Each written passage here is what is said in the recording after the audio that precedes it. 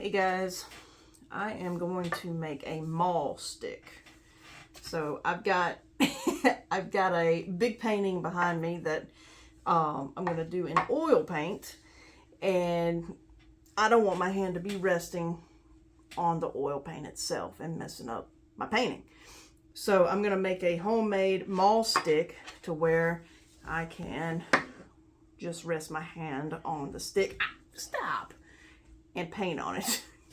As you can see, I have a tennis ball I'll be using to put on the stick itself, and my puppy Lena's not very happy about it, but she already did some of the work for me and split the ball in half. So I'm going to slip it over the stick, into the stick, just like that. Stay. And I'm going to take some duct tape. Ow! Punk.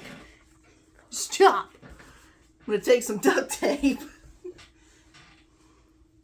and I'm going to put it over the ball just a couple times.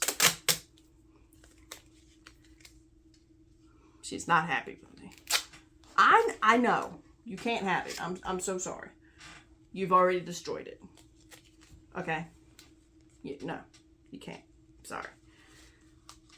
So that wasn't really long enough. So I need to do a longer piece. But I'm just going to do a cross pattern on it, just so it sticks to it. Stay. Alright. That should be long enough. You quit. Don't you do it. Alright, so about like that fashion there. Squeeze that on there. Doesn't really matter how it looks, because I'm going to be putting felt over it.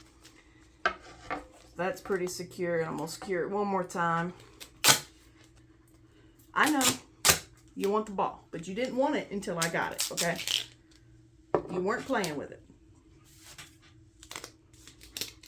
You were playing with the other toy you destroyed. Ah. Good girl. Alright, so that's secured twice. Okay. Smooth that down. Alright, so I got 2 pieces of black felt. They honestly can be any color, but I just had that so I could work on quieting my quiver for my arrows. So I had some extra pieces. But I'm going to take that, take the sticker off. I'm going to wrap that around the ball like so. Okay? I'm going to do 2 layers of this. She can't see the ball anymore, so she doesn't care. And then I'm going to wrap some duct tape around just underneath the ball. Just like this.